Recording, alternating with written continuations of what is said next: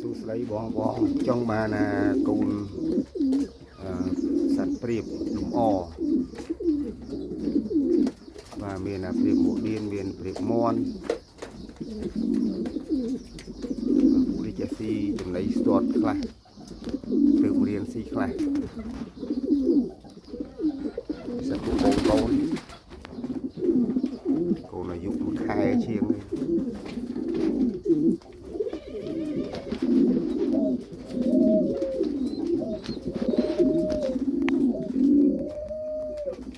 ចាប់ដើមរៀនស៊ីហើយ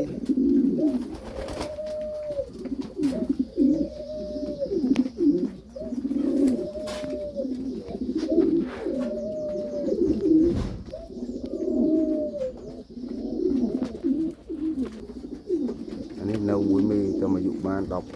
ថ្ងៃបាទនេះកូនព្រាបកងោកឌីស្លាប់ដាច់មកគូនេះបាទនេះពួកKing Tiger ពួក King Tiger នេះបាទអត់ទាន់ចេះស៊ីចំណីទេបាទបងប្អូនត្រូវការ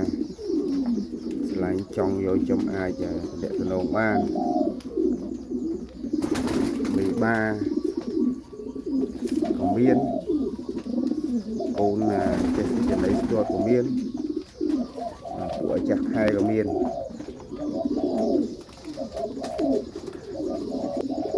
បាទអរគុណគ្រប់ជូនពរសុខភាពល្អអស់គ្នាសំណាងល្អ